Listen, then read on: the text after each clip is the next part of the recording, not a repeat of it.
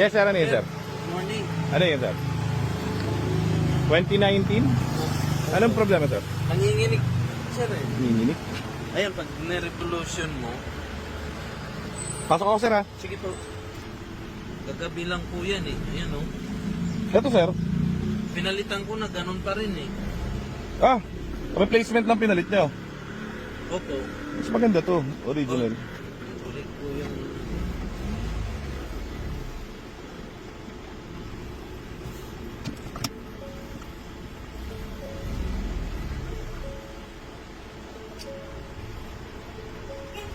Ba't na pinalitan, sir?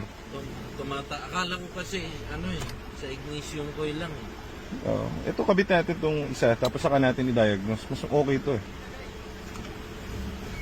Sige, pasok nyo. Itutulak lang namin to, sir. Ito yung dumating. Napalitan na natin ng ano to. Ang ginawa niya kasi, nag-do-it-yourself yung may-ari. Ang ginawa niya rito, nagpalit siya ng, eto, palit siya ng coil.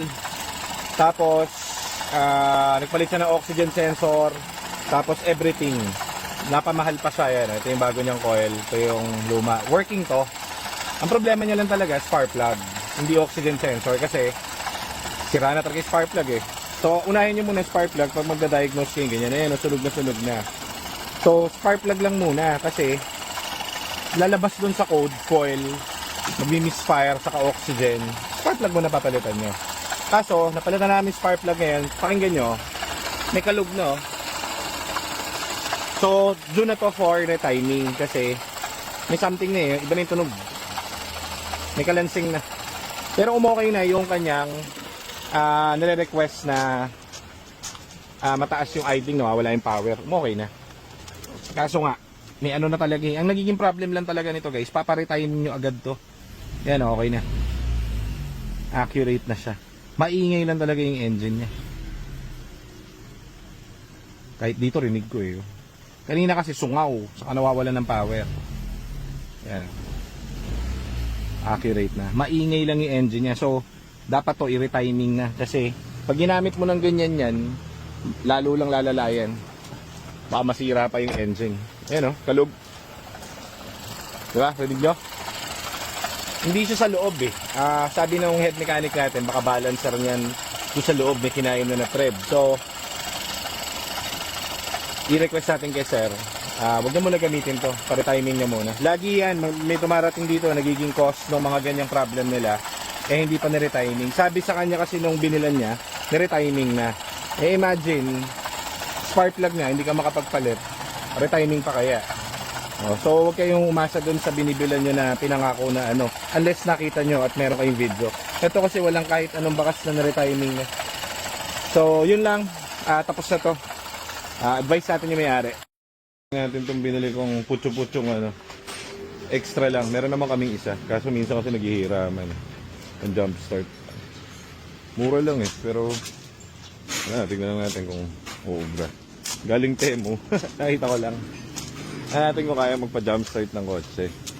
Ito, pinatowing namin kahapon. Ito yung binili namin kasama yung Explorer. Natamad ako mag-drive eh.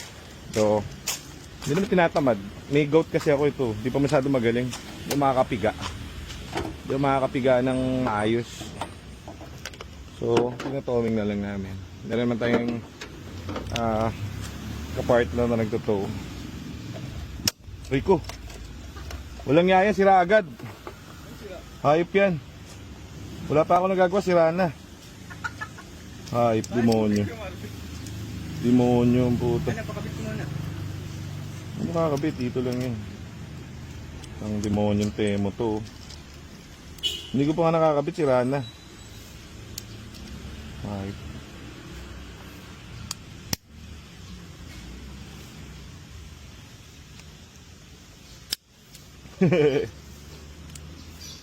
Dito ko, tingnan natin dito.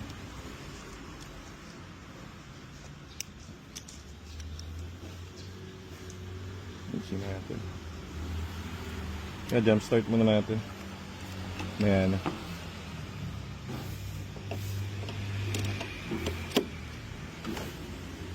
John, tignan mo yung ilaw ah. Okay. Start. Tayo mo muna ako basa. Kaya mo muna.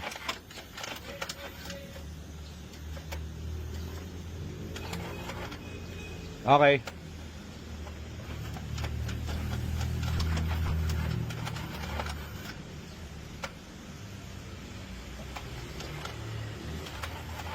Teka lang, meron pa eh. Sige. Oh, one click pare. Kaso lang sira agad. Walang kwenta naman to. Pakihirap rito. Pakit na ng tunog ng engine ngayon kasi isang taon yata walang change oil to.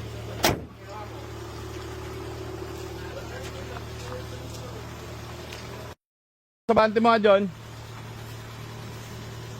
Testing yung atras sa bante. Ayusin mo pala yung parking. Atras sa bante pa. Dito oh. Oo, yan, yan.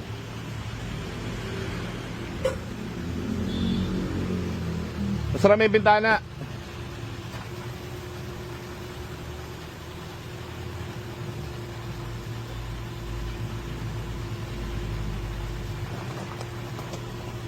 So, yan. Working naman siya. Kaso lang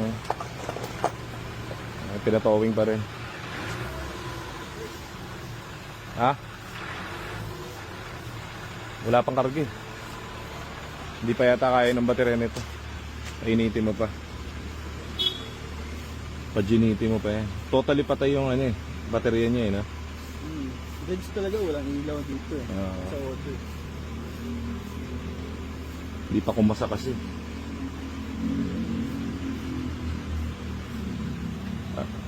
Paano natin gagawin dyan? Palitan natin ng baterya. No? Palitan natin yan. Meron tayo doon na baterya eh. Itay muna natin si Libido. Palit tayong baterya, tapos jump start agad natin. Ayusin mo to. Puta na pahiya ako, sira agad. Kakapindot ko lang, sira agad. Bagong bili ba yan? Oo. Hindi, ako kaya ko to. Sige na. Patay mo yan. Patay mo muna. Yaman mo muna magkarga. Magkarga.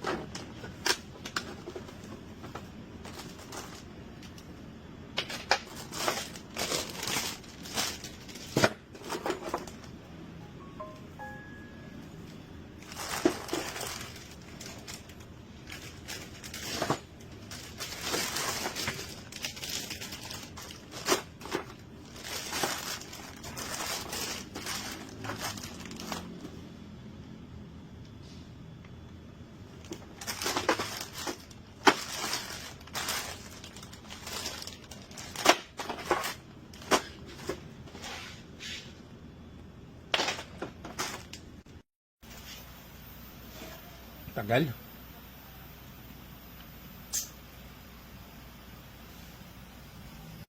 Tumating na. Tagal pa lang ano, no? Pag US, ano? Tagal yun siya. Oo. Pag dinadaanan kasi yan. Oo nga, na maraming dinadaanan. Teka, kuha ko. Hindi ko pa ito naman 200, oh. Ang pera, eh. Ito na ang gauge ko. Aggressive. Dito lang. Opo. Ay, hello, Tijari. Oh, so meron akong Civic 20. Boss, thank you ah. Civic na 2018 pala. Pa yung cutter. Ano na? Cutter. Balik mo ah. Balik mo itlog ah. Ah. Fuel pump ng 1.4 Fiesta. So ito, Ano origin can ko niya or? US to, binili ko sa US to pare. Walang tagal. Andun yung ano ko, yung Civic ko sa kasa, 2 buwan na. Eh, wala silang pyesa doon, so ako na nag-outsource ng pyesa. Hindi ba binenta na ng Honda yung Civic na? Hindi nga nila tinuturo ko nga sila paano gawin eh. Tinuturuan ko nga sila paano gawin din. O ngayon, dagdag parking lang kasi dito yun. Sabi ko, ito. Oh. Ang pangit kasi ng gauge nun, may ano, may crack. Oh, wala siyang mahanap. 2 buwan na, biruin mo. Laki na ng bill ko rin sa Honda. Sabi ko, ako nabibili, pare. Nahiwa mo yung ano eh. Sa iyo aming gauge. Whoop! Alauna! Alas 2! Alas 3! Oh! Anong basag? Hindi, yung cover na. Meron akong cover eh. Bago yan o second ano? Surplus lang. Ba't walang salamin? Andun yung salamin ko eh. Hindi ko kailangan ng salamin. Ililipat? Oh, yung lens. Di ba meron yung sa akin? Ang basag dun sa akin dito. Okay. Ayan, dumating na. Oh, Honda Civic. Tagal kong inintay. Si Habit lang pala ang ano. Ang Bad habits. ayos ito. Goods ito. Padala na natin sa ano to. Padala na natin sa tawag dito. Padala na natin dun. Sa Honda. O, ito na, Honda Boys. Kain tayo. Kain tayo. Yeah, malalaman mo na agad pag masarap ang luto ni Kevin. No? Medyo ano siya, yung parang yung sabaw niya medyo malagkit. Tapos itim talaga. Oo, so ano talaga to? Ginalingan nito. Sigurado yan. Okay tayo guys, kakain na sila. Mga bachi na kami lahat. Mga galaw. Good afternoon guys, dito tayo sa GTA Cars. So, meron tayo dito ang returning client. So, ano to sila sir? Nagpapalit sila ng nagpapalit si sir ng cooling system, radiator, galing sa atin to. Ngayon naman, ang recommendation kasi natin is palitan na yung alternator nila. Noon, last month ata to. So, ngayon, ito na yung alternator. Papalitan na natin yung sa atin. Actually, sa atin to. Alternator na yan. Okay yan. Kasi ito na siya. So, yun lang. Yun ang quick update natin dito sa unit na to. Tapos, itong unit na to, yung kay Sir Ed, patapos na to. Test drive na lang. Palit lahat actually to. Kaya kakabili lang ni Sir kasi dito agad yung bagsak. Transmission, full tranny, full timing set, drive belt, then mga wiring and electricals kasi merong spaghetti wiring sa ilalim eh. Tapos so nalulobat siya, pati alternator pinalitan din natin to. Tapos ito pa isa. ABG Ford EcoSport. So ito is full cooling system. Actually hindi naman full pero mostly. So ito papalitan siya ng reservo tank, and then ECT housing kasi may leak. Ayun po. Kung makikita nyo doon, may mga pink, mamink-mink doon. Then return hose. Tapos sabay na natin ang kanyang drive belt. Ayan, naikabit na pala. Ayun na. Yan ang kanyang drive belt. Tapos spark plug. Palitan na rin natin siya ng bagong spark plug. So yun lang guys. Medyo busy day. At tapusin natin lahat. So yun lang. Thank you. So ito yung nagpa-retiming sa atin. Saka palit to ng ng preventive maintenance lang. Ang problema niya nag-overflow nung isang araw nung dinala nila yung kotse. Tapos napalitan na ito sa labas ng radiator. So hindi na ako nag-request ng radiator kasi bago pa naman. Titingnan natin kung uubra pa yung radiator na binili niya. One liner lang eh. Pero tinetempt na namin ngayon. Mukhang okay. Stable na yung temp niya yun. Wala na. Hindi na nag-overflow yung tubig. Pinalitan natin yung ECT housing, spark plug and everything. So very good. Tahimik na ulit. Monitor na lang natin yung temperature niya kung kailan na aabot para mabiyahe na nila. 75 na lang pala. So kanina pa nakabukas to. Ayun muna. Release na natin to. 90 na lang. Yan, bumababa. So 90 na lang yung temp niya pababa ng pababa. So very good. Hindi pa nag-overflow. Okay na. Walang overflow. So sakit na ito overflow. Palabasin na natin to. Okay na to.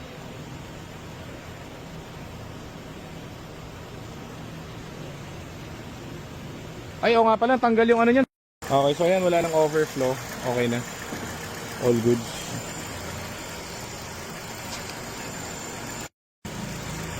Sir, okay na. Wala nang overflow. Very good. Sarado ko na, sir. Wala na, sobrang minimal na niya. So, tahimik na yan.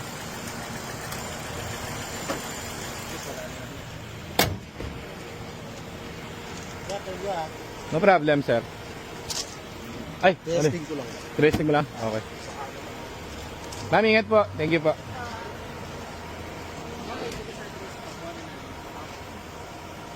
Trust mo na lang to. Okay sir, tapos na. Trani lang ginawa namin dito pero ano daming problema Nabili niya lang sa labas to. Tapos daming problema. Sa ulo. Oo. Lahat ng ilaw sabay Kakaiba.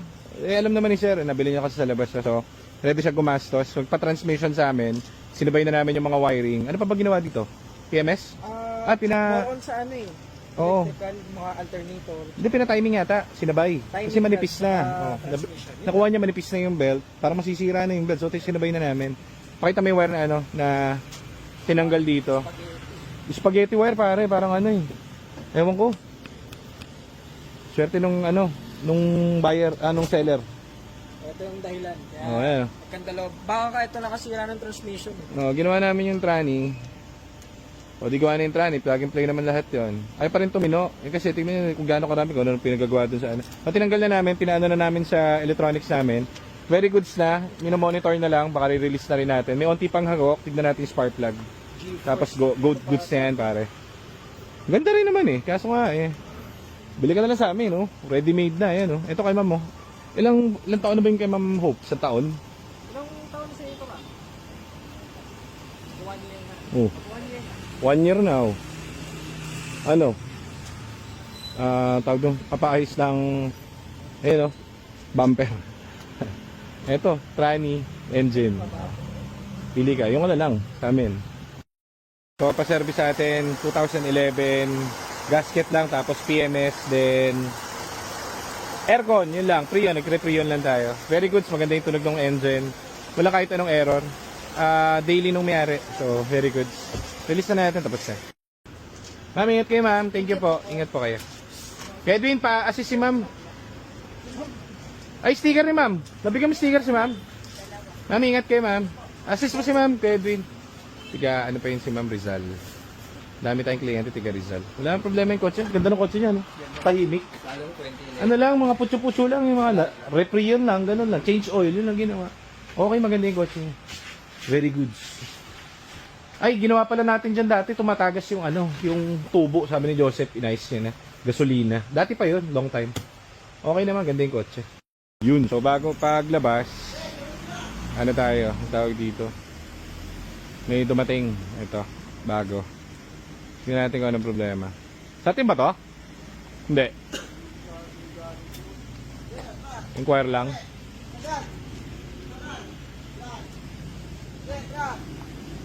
Tapos may dumating pa isa, PMS yun.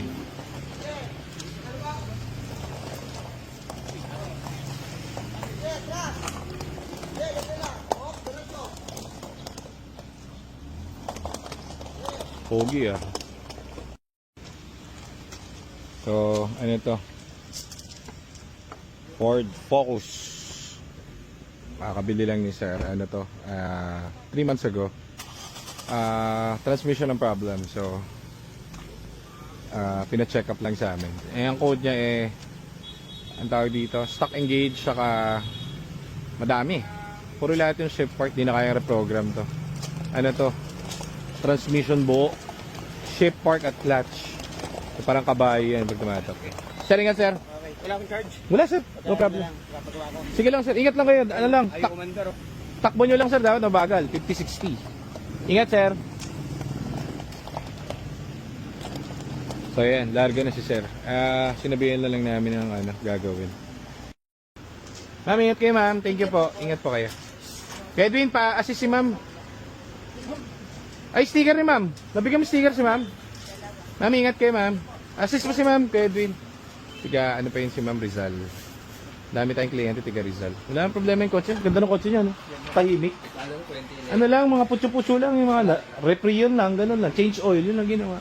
Okay, maganda yung kotse niya. Very good. Ay, ginawa pala natin dyan dati, tumatagas yung yung tubo, sabi ni Joseph, inayos niya na. Gasolina. Dati pa yun, long time. Okay naman, ganda yung kotse.